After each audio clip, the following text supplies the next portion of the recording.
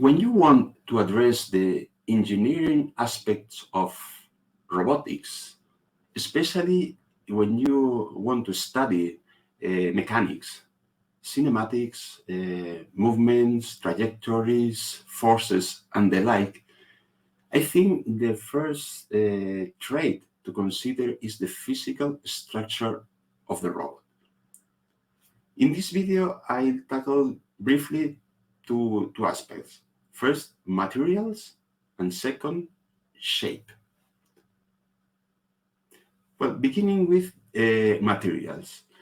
The most common robots are made of rigid materials. They are made of metal or rigid plastics. But there's also a very interesting and emerging area, that of soft robotics, that makes use of a more soft and elastic materials, such as, for example, silicone elastomers, hydrogels, urethanes, braided fabrics, and in some cases, even fluids or gases. And most of the mechanics we'll deal with in future videos will have to do with rigid robots, but I hope to devote perhaps a specific video to the interesting field of soft robotics. And the second aspect, the second thing to consider is the shape. I suggest a very simple classification of robot shapes. I do not intend it to be very rigorous nor even comprehensive, but I think it will help us when we study the mechanics characteristics of robots. And I suggest three basic shapes.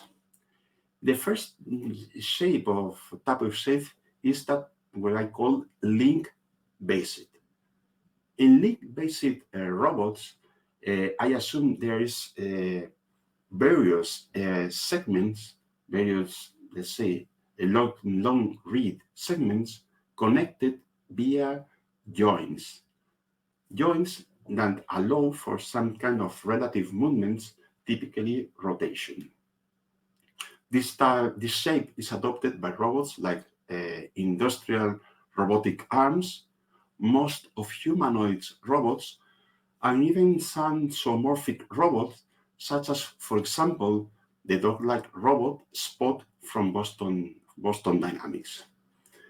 The second basic shape is what I call box-like. It's, let's say, a close, like a convex shape. For example, could be something like this. This is a little mobile educational robot, Themium. Well, in this case, we are not so interested in the different links because we see the robot, let's say, as a complete form. Sometimes we even consider it as a single point when we are speaking about trajectories or movement, or sometimes if we're thinking about 2 dimensions, as a circle or as a sphere in 3 dimensions, just to avoid collision with obstacles. In this box-like robots category, we could include, in general, autonomous mobile robots we can find in warehouses or in factories, and even, I think, autonomous vehicles and even drones. And the third basic shape is as a group, is that of soft robotics, that really is not a shape, are robots that can change its shape to a certain extent.